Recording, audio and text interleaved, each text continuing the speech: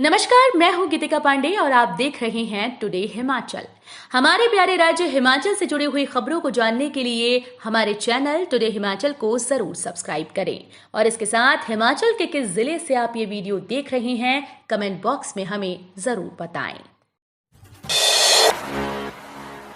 सरकार बनने के बाद पहली बार बिलासपुर का दौरा करेंगे मुख्यमंत्री सुक्खू। सरकार बनने के बाद मुख्यमंत्री सुखविंदर सिंह सुक्खू वीरवार को पहली बार बिलासपुर का दौरा करेंगे। इस दौरान मुख्यमंत्री करीब 5.68 करोड़ रुपए का शिलान्यास करेंगे। वहीं 25 अक्टूबर को मुख्यमंत्री फिर से बिलासपुर आएंगे और आपदा प्रभावित लोगों को आर्थिक सहायता देंगे। प्रदेश कांग्रेस महासचिव और पूर्व विधायक बंबर ठाकुर ने बिलासपुर में आयोजित प्रेस वार्ता में कहा कि मुख्यमंत्री सुखविंदर सिंह सुक्खू वीरवार को शहर के धौलरा सेक्टर में 5.18 करोड़ रुपए से बनने वाले कृषि भवन और 50 लाख रुपए से बनने वाले जिला पुस्तकालय का शिलान्यास करेंगे। दिवाली पर सचिवालय कर्मचारियों को मिलेगी 20,000 तक प्रोत्साहन राशि, बैठक में फैसला। दिवाली के अवसर पर सचिवालय कर्मचारियों को 20,000 रुपए तक प्रोत्साहन राशि जारी की जाएगी। ये फैसला सचिवालय कर्मचारी सहकारी ऋण एवं बचत गैर कृषक समिति की बैठक में लिया गया। बैठक में अन्य बचत योजनाओं को भी जारी रखने का फैसला लिया गया। बैठक की अध्यक्षता समिति के अध्यक्ष राजेश भारद्वाज ने की। उन्होंने कहा कि ये फायदा उन लोगों को होगा जो समिति के सदस्य हैं। सीएम सुक्खू ने साधा निशाना, बोले पूर्व सरकार ने जनता को ठगा, जनमंच में इंतकाल के मामले भी नहीं निपटे। मुख्यमंत्री सुखविंदर सिंह सुक्खू ने आरोप लगाया कि पिछली सरकार ने जनता को ठगा है। उन्होंने कहा कि पूर्व भाजपा सरकार जनमंच में इंतकाल तक के मामलों को नहीं निपटा पाई।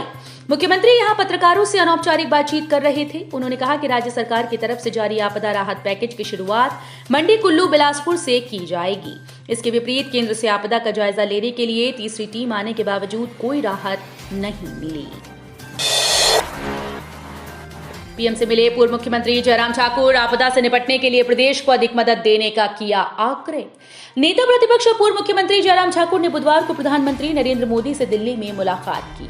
जयराम ठाकुर ने बताया कि प्रधानमंत्री से प्रदेश में बारिश से हुई क्षति पर विस्तार से चर्चा हुई। उन्होंने केंद्र की ओर से प्रदेश को आपदा की घड़ी में दिए गए सहयोग के लिए व्यक्तिगत रूप से मिलकर प्रधानमंत्री नरेंद्र मोदी का धन्यवाद किया। जयराम ठाकुर ने कहा कि हिमाचल के साथ प्रधानमंत्री नरेंद्र मोदी का व्यक्तिगत और भावनात्मक जुड़ाव रहा है। राजीव बिंदल बोले, सीमेंट की बोरी 25 रुपए महंगी होने पर सरकार साधे है चुप्पी। भाजपा प्रदेश अध्यक्ष डॉक्टर राजीव बिंदल ने कहा कि सुक्खू सरकार जनता को झांसा देकर सत्ता में तो आ गई, लेकिन जनता को सरकार से धोखे के अलावा कुछ नहीं मिला। पिछले 10 माह से पूरे प्रदेश में विकास के काम ठप पड़े हैं। सीमेंट के दाम 25 रुपए बढ़ चुके हैं और सरकार चुप्पी साधी है। डिपुओं में राशन और डीजल के दाम बढ़ने से महंगाई की जनता पर दोहरी मार पड़ रही है। कहा कि कांग्रेस ने सत्ता में आने से पहले पहली कैबिनेट में 1 लाख नौकरियां सृजित करने की गारंटी दी थी। ये गारंटी किसी छोटे मोटे नेता ने नहीं बल्कि प्रियंका गांधी ने दी थी, लेकिन ये भर्ती कब होगी, कैसे होगी, ये स्थिति साफ नहीं है। पर्यटकों के लिए खुला रोहतांग दर्रा, सैलानियों ने खिली धूप के बीच बर्फ के लिए मजे, हसीन वादियों को कैमरे में किया कैद। बुधवार को मौसम साफ होते ही बर्फ से लदे पहाड़ निखर उठे। मनाली प्रशासन ने भी धूप खिलती देख रोहतांग दर्रा पर्यटकों के लिए खोल दिया। सुबह ही परमिट प्राप्त कर पर्यटकों ने रोहतांग दर्रे का रुख कर लिया। लंबे अरसे बाद रोहतांग जाने वाले पर्यटक वाहनों ने 180 का आंकड़ा पार किया। भक्तों को देव दर्शन करवाकर धार्मिक पर्यटन को साकार करेगी सुक्खू सरकार। अयोध्या के लिए शुरू की गई विशेष बस। धारणा है कि भाजपा आमजन को धार्मिक ताने बाने में बांधे रखने का काम करती है। इस बहाने वोट बैंक की राजनीति खूब चलती है, लेकिन धार्मिक भावनाओं को केंद्र बिंदु रखकर भाजपा की सियासत धुंधलाने लगी है। राष्ट्रीय पटल पर देखा जाए तो कांग्रेस शासित राज्यों ने लोगों के लिए धार्मिक स्थलों के दर्शनार्थ विशेष तरह की व्यवस्थाएं शुरू की थी। उस दिशा में छत्तीसगढ़ की कांग्रेस सरकार ने बड़ी संख्या में देवी स्थानों के लिए बस सेवा चलाई। इस राज्य में विभिन्न विषयों के लेक्चरर पदों पर निकली भर्ती, ये रही पूरी डिटेल। टीचर बनने का सपना देख रहे उम्मीदवारों के लिए बड़ा मौका है। Himachal Pradesh public service commission की ओर से विभिन्न विषयों के अंतर्गत लेक्चरर के पदों पर भर्ती निकाली गई। इस भर्ती के लिए नोटिफिकेशन जारी कर आवेदन प्रक्रिया शुरू कर दी गई। एप्लीकेशन फॉर्म भरने की अंतिम तिथि 13 नवंबर 2023 है। जो भी उम्मीदवार इस भर्ती में शामिल होना चाहते हैं वो तुरंत ही HPPSC की ऑफिशियल वेबसाइट पर या इस पेज पर उपलब्ध करवाए गए डायरेक्ट लिंक पर क्लिक कर फॉर्म भर सकते हैं। नादौन में एशियन राफ्टिंग चैंपियनशिप 3 नवंबर से डीसी ने की तैयारियों की समीक्षा। जिला हमीरपुर के ऐतिहासिक कस्बे नादौन में 3, 4 और 5 नवंबर को एशियन राफ्टिंग चैंपियनशिप की मैराथन स्पर्धाएं आयोजित की जाएंगी। जिला प्रशासन, पर्यटन विभाग और इंडियन राफ्टिंग एसोसिएशन ने इसकी तैयारियां शुरू कर दी। उपायुक्त हेमराज बैरवा ने बुधवार को नादौन में विभिन्न विभागों के अधिकारियों और राफ्टिंग एसोसिएशन के पदाधिकारियों के साथ बैठक कर चैंपियनशिप की तैयारियों की समीक्षा की। इंतजार खत्म, एसपीयू मंडी ने जारी किया बीए प्रथम वर्ष का परीक्षा परिणाम। हिमाचल प्रदेश के सरदार पटेल विश्वविद्यालय मंडी ने बीए प्रथम वर्ष का परीक्षा परिणाम घोषित कर दिया। परीक्षा परिणाम के मुताबिक पास और रीअपियर को मिलाकर कुल 65% विद्यार्थी प्रमोट हुए हैं। बीटीसी डीएवी कॉलेज बनीखेत की छात्राओं का प्रदर्शन सबसे सराहनीय रहा। परीक्षा में डीएवी कॉलेज बनीखेत की छात्रा काजल पहले स्थान पर रही, जबकि राजकीय कॉलेज पनारसा की मधु दूसरे स्थान पर रही।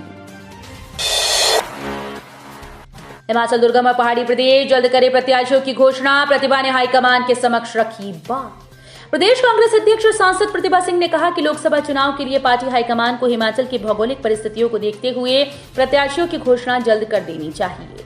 प्रदेश कांग्रेस मुख्यालय राजीव भवन शिमला में मीडिया से बातचीत में प्रतिभा ने कहा कि हाल ही में हुई कांग्रेस कार्य समिति की बैठक में भी उन्होंने इस बात को रखा है। उन्होंने कहा कि हिमाचल दुर्गम और पहाड़ी क्षेत्र है, जितनी जल्दी प्रत्याशियों को लेकर यहां स्थिति स्पष्ट होगी, उतनी जल्दी फील्ड में उतरकर काम करना शुरू हो जाएगा।